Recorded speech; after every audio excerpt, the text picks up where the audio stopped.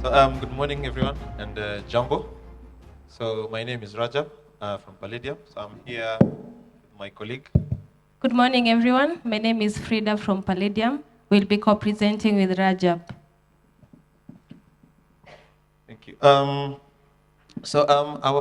topic of interest today is on automation of our indicator reporting, which ideally we are using to push data to our KHIS platform, which is built on the DHIS system, being manned by the national government. Ideally,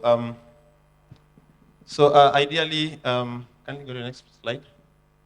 So for us, we have the AIR, which is the automated indicator reporting. So basically, what we do with AIR is the electronic submission, or rather pushing of data from the facilities level to the national level through the use of the interoperability layer, which we've leveraged on to push this data.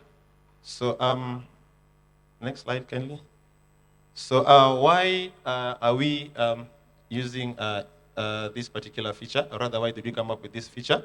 So one of the reasons was, so currently, the way report used to be done, so the facility used to do a manual entry of the registers, print it, and then send this data to the sub-county level, whereby now this data was being transcribed into the system through, that is ideally by another person and not the facility themselves. And another issue was also the time that it takes for one now to print this particular document and send it to the sub-county level.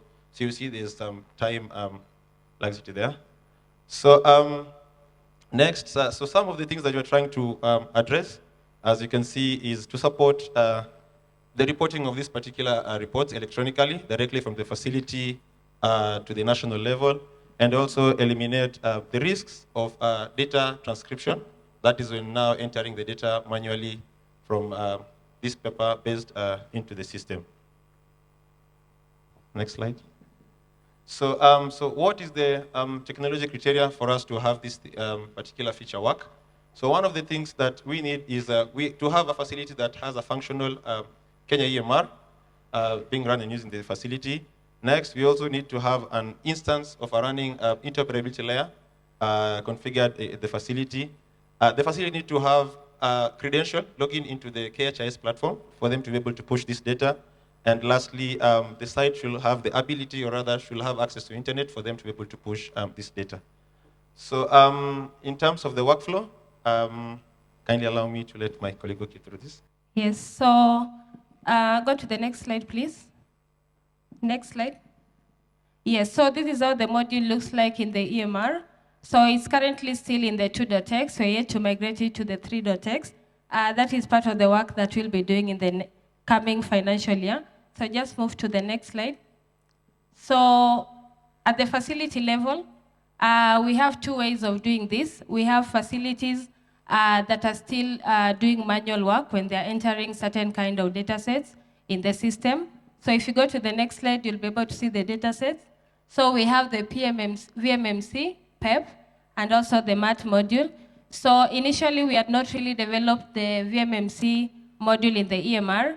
We had not also developed the MAT module in the EMR. So what the facilities would do, because these are some of the data sets that they need to be able to push to the KHIS.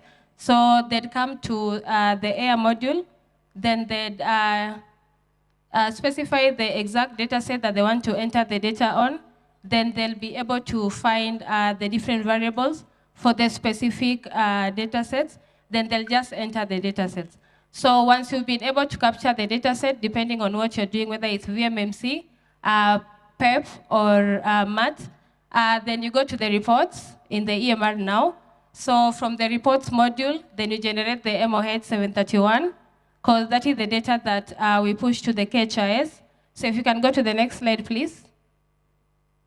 So from the MOH 731, so from the EMR, you just generate the report. You indicate the period of interest.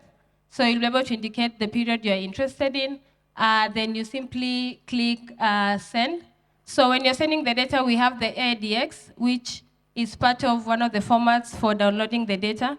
So it's the ADX that enables us to actually exchange data between Kenya EMR and KHIS.